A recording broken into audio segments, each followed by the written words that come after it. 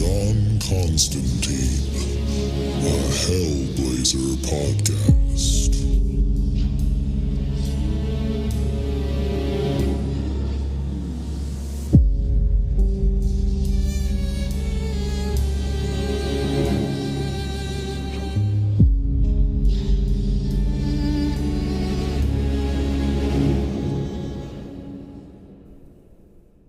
Hey there, everybody, and welcome back. Before we get into the episode, just want to let you know that this is the free version of the podcast, and all that means is that we are way behind where I'm at in Patreon. So if you are loving this podcast and you need more John Constantine in your life, definitely go check us out at patreon.com/planes, trains, and comic books and sign up for the Hellblazer tier, where you'll get access to the entire Hellblazer library that I've recorded so far. And also you'll get access to the exclusive episodes of the Planes, Trains, and Comic Books main podcast. So if any of that sounds good to you, definitely go over to patreon.com/planes, trains, and comic books, all one word, and sign up there. And with that out of the way, let's get into the issue. Today we are reading Hellblazer number 41.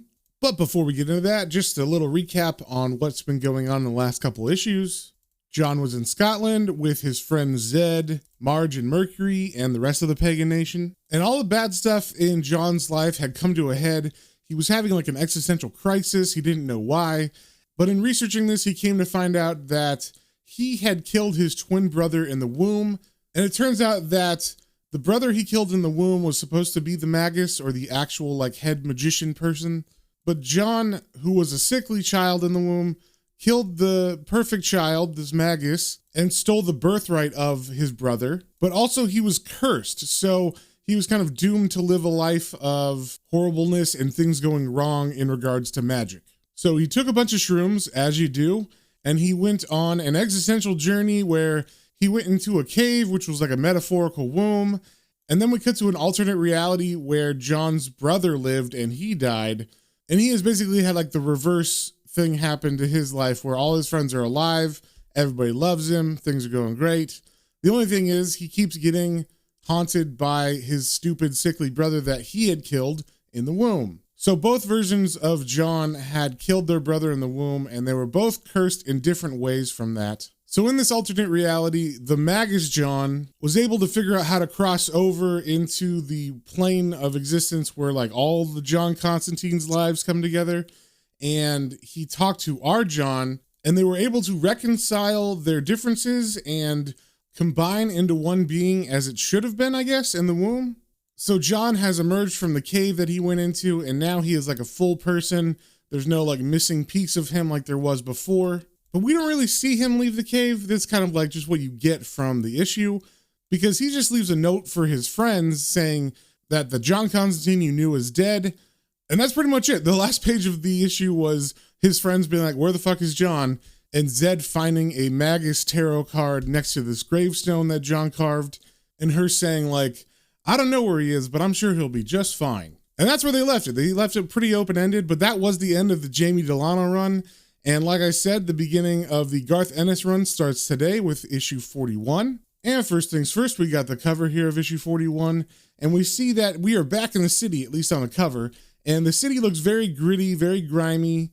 You see there's broken windows and weird like advertisement signs saying magazines and books. Now that I'm thinking about it, it's probably like an erotic bookstore or something. And over top of this city block we're seeing, there is a cut-in that's like painted of John Constantine's face. And then also there's like a weird image cut in of like a baby skeleton or something. So Hellblazer's definitely keeping up with its esoteric covers. They're just a little bit different because it's a different artist. And also we see on the cover that this is written by Garth Ennis with art by Will Simpson and inks by Mark Pennington. And we start off in the city. I'm assuming it's London because that's where John usually lives. And from the city street, we're seeing the outside of a cafe called Frank's Cafe. And it slowly zooms in each panel until we get the back of John Constantine, who is sitting inside and staring at a cup of coffee. And the narration over these panels says, springtime. Everything wakes up and gets on with it. Everything carries on living, except for me. I'm dying. And I love this because after the last issue, you think possibly John's life is going to become better and like happier, and he's going to be a more full person because he's complete now. But on the first page of this new run, we find out that John is dying, and that is the crux of this first storyline, at least. And we find out the name of this issue is called The Beginning of the End, and this is part 1 of the Dangerous Habits storyline. And on the next page from the cafe zoom-in scene, we get a full splash page focusing on John Constantine from the front, and he's just sitting, staring at the middle distance. He's not touching his coffee, and there's a pack of cigarettes on the table in front of him. And the narration says, "I never thought it would be like this. I mean, not for me, not for John Constantine. I'm the one who steps from the shadows, all trench coat and cigarette and arrogance, ready to deal with the madness. Oh, I've got it all sewn up. I can save you, even if it takes the last drop of your blood. I'll drive away your demons. I'll kick them in the buttocks and spit on them when they're down. And then I'll be gone back into the darkness, leaving only a nod and a wink and a wisecrack. I walk my path alone. Who would want to walk with me?" And under this narration, we get like a full panel splash of John thinking in the background, and then we see like his kind of mind's eye of what he thinks he looks like. And it's just him with his trench coat, and he looks all badass, kind of like cocksure, and he's just in his full little suits, and he's smoking.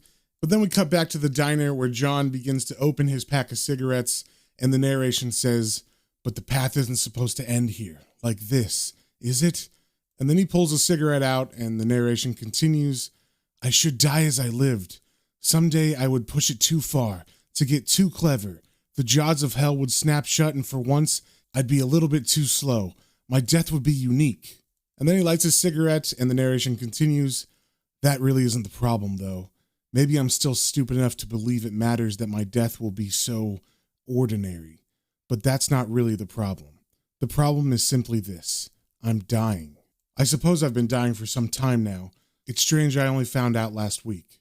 Then we get a flashback of John from a week ago where he woke up in the middle of the night and he was coughing. But it wasn't just like a regular cough. It was like something was stuck in his throat. And as he coughs in his hand, he looks down and he sees blood. And then he goes over to his bathroom sink and he continues to cough until eventually it's not just blood and it's not just air. An actual piece of flesh comes out as well. And the narration says, "This time it wasn't blood and it wasn't snot, wasn't even liquid. I just spat a piece of myself into the sink. I started thinking fast, running through the possibilities. The demon blood, Nergal working some kind of revenge, robbing me of victory 2 years on. That was obvious, wasn't it? Or maybe something else, almost too strange to think about. My twin. My memories of last autumn in the womb cave are hazy. Did my perfect brother merge with me, turning into something better? All winter I've taken it easy, lying low. The odd pint with Chaz, Christmas at Cheryl's, and no bad craziness. I almost thought I'd retired. Was it that then? Had the golden boy put me on ice, only to revive me for my new horizons? After a lifetime of mistakes, was I ready for a purpose in life? To die? But no, that wasn't it. It was easy, really. It was right in front of my face. I shouldn't go looking for weirdness when the answers are so simple. But even now that I know the truth, it seems incredible." And the art going on in the background of this is usually just John kind of putting his head in his hands, kind of pondering, looking off in the distance.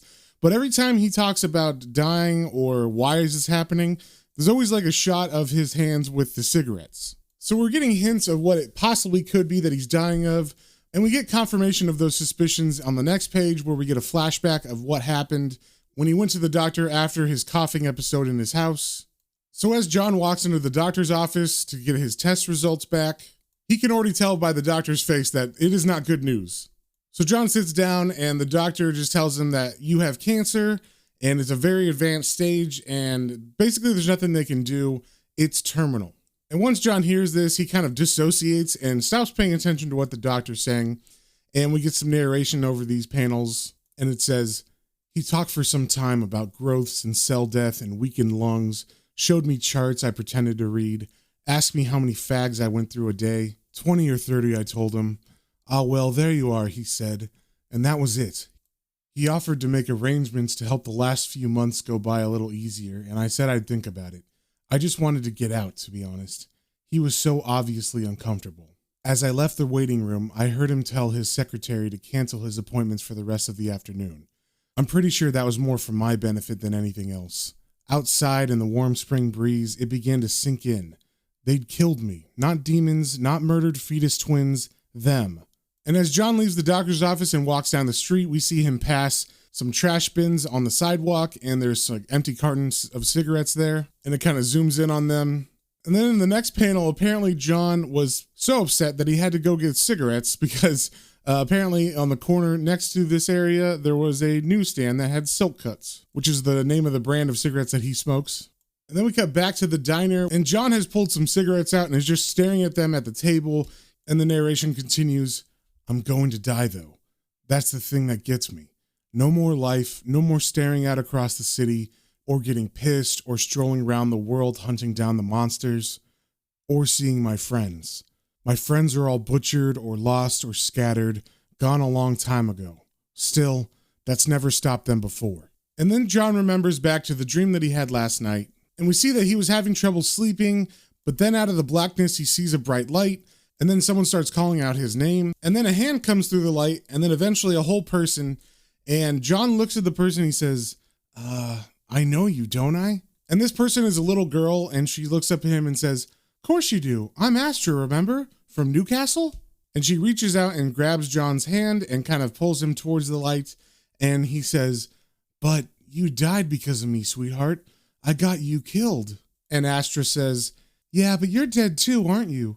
Now you know what it's like." And hearing this, John stops following her, even though he's still holding her hand, and he's like, "Wait a minute, Astra. Just hold on, okay?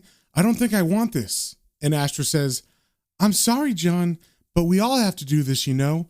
Your friends did." And then all of a sudden, John finds himself surrounded in a blackness with the ghosts of his former friends. And I don't remember all their names, but there's the biker guy named Frank. There's the nun lady.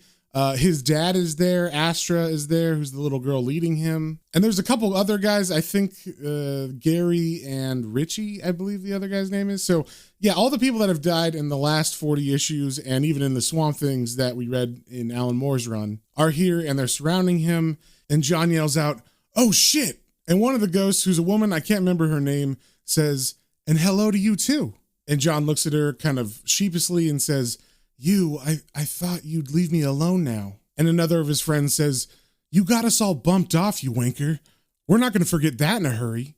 And then John looks at him pleadingly and says, "Give us a break. I wiped out the bastards that did for you." And then John's dad looks at him and says, "Fat lot of good that did us, you cheap little shit." And John gets mad at this and he says, "Well, you can piss off, you old fossil. I finished off Nergal and I killed that nutter who cut you to pieces, and you're supposed to leave me alone now. You sodding ghosts are meant to be at rest." And then the other ghosts that we haven't heard from begin to yell at John and get kind of handsy with him. And then one of the ghosts says, "We're not ghosts anymore. We're not haunting you. You can't haunt the dead." And John looks horrified when he hears this and he says, "What?" And then the ghost looks at him and says, "Weren't you listening to Astra, dickhead? You're dead. We didn't come to you, asshole. It was the other way around." And then John says, "You mean this is it? I spend an eternity here with you lot, getting an earful?" And John's dad answers that, "Oh no, Sonny. Now we get real bloody nasty." And when his ghost dad says that, all of the ghosts get like an evil look on their face and they begin to rush him. But John's body is pulled violently backwards as he wakes up from this dream.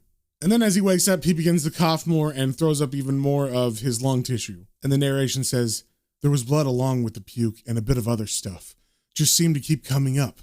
I pictured myself stuck there forever until I was just an empty skin in a bog full of puke. I sat there till dawn and haven't had any sleep since. Thank God. But that was all just a dream. I can deal with that. No, the real nightmare began today."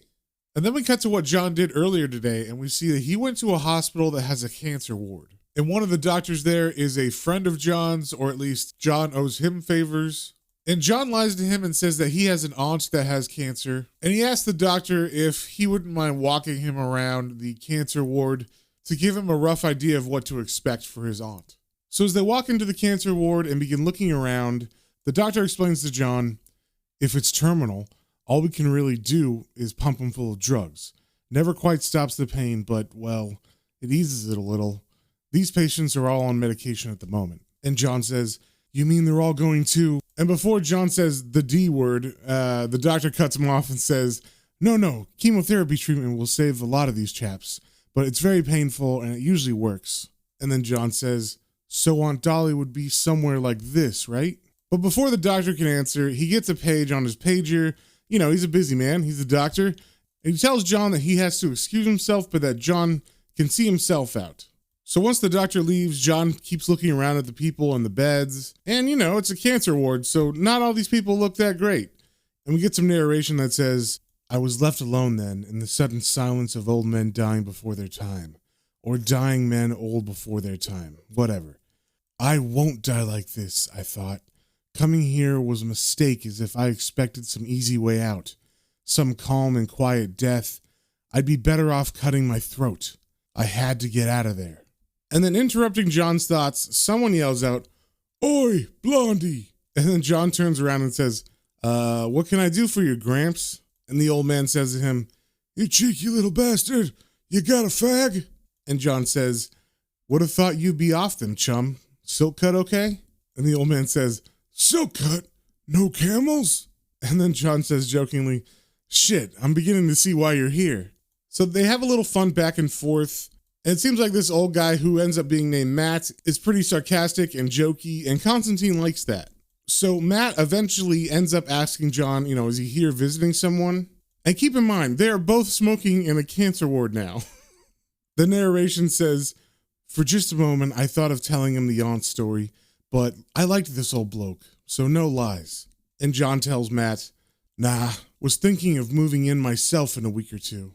And then the narration continues, We fell easily into conversation after that. I told him about the spitting and yesterday's shock discovery. As for him, he'd been with the desert rats in Alameen, come home to a life that could never quite equal the thrill of his army days, drunk and smoked enough to kill him, and ended up here, dying in a country that he didn't know anymore because all the money was spent on getting a whore into office every 4 years. And as they finish their cigarettes, Matt asks John, So, what are you gonna do, son?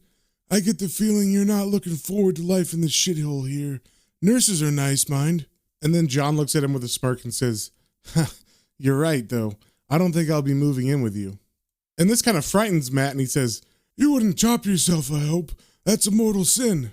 And then John answers back, About as mortal as you can get, but no, I don't think I'll do myself in either.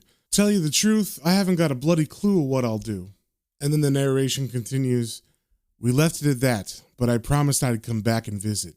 I didn't say soon because that was obvious. Neither of us had very long to go, but I'd made a friend. And with that, John leaves the hospital and he begins to walk out and start thinking, what could he possibly do to get out of this? But every possible solution that he thinks of, he eventually determines that they won't work. So he eventually walks back to his flat, and as he gets there, there's a phone call. And when he picks it up, he finds out it's the doctor calling him. So it gets his hopes up pretty high. And we get this panel of John's face as he's listening, and it looks like a glimmer of hope is in his eyes, and his face lightens up. And we can hear the doctor on the other line, and he's saying, the thing is, Mr. Constantine, I've been reviewing the test results, and the doctor's conversation is cut off by John's narration, and it says, A single mad moment as my mind screamed and begged and pleaded for the next words to be, You're not going to die. But that is not the case because the words continue and they say, I've turned up something rather interesting in your blood sample. There's some highly unusual elements, you see.